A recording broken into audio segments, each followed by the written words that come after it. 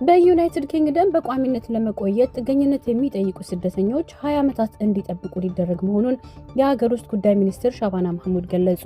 በዩናይትድ ኪንግደም የጥገኝነት ጥያቄያቸው ተቀባይነት የሚያገኝ ስደተኞች በአዲሱ ዕቅድ መሰረት በቋሚነት በሀገሪቱ ውስጥ ለመኖር ከማመልከታቸው በፊት 20 ዓመታትን መጠበቅ እንደሚኖርባቸው በዛሬው በሰኞ ዕለት ይፋ እንደሚደረግ የሀገር ውስጥ ጉዳይ ሚኒስትሯ ሻባና ማህሙድ ገልጸዋል።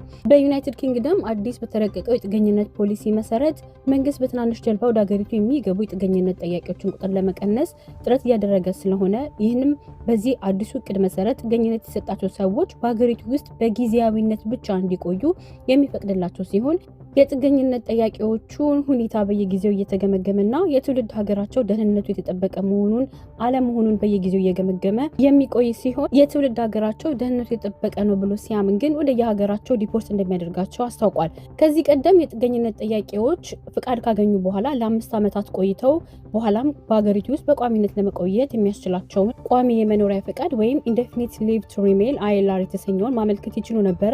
ነገር ግን አሁን በተቀየረው አዲሱ አሰራር መሰረት የሀገር ውስጥ ሚኒስትሯ የመጀመሪያውን ጊዜ ከ5 ዓመት ወደ 2 ዓመት ተኩል ማሳጠር ይፈልጋሉ። ከዚያም በኋላ የስደተኞች ሁኔታ በየጊዜው እየተገመገመ ILR ወይም ኢንዴፊኒት ሊቭ ቱ ሪሜን ለማመልከት 20 ዓመታት መጠበቅ አለባቸው ሲሉ አዲሱ አሰራራቸውን ይፋ እንደሚያደርጉ ገልጸዋል። የሀገር ውስጥ ሚኒስትሯ ሻባና ማህሙድ እሁድ ዕለት ለታተመው ታይምስ እንደተናገሩት ማሻሻያዎቹ የተነደፉት ሰዎችን በመሰረታዊነት ወደዚህ ሀገር ህገወጥ ስደተኛ ሆናችሁ አትምጡ፣ በጀልባም አትግቡ ለማለት ነው። እንዲሁም ህገወጥ ስደተኞች አገራችንን ፈተና ውስጥ እየከተታት ነው ካሉ በኋላ ሀገራችንን አንድ የማድረግ የመንግስት ኃላፊነት ነው። ይህን ካላስተካከልን ሀገራችን ይበልጥ እየተከፋፈለች የምትሄድ ይመስለኛል ሲሉ ለጋዜጣው ተናግረዋል።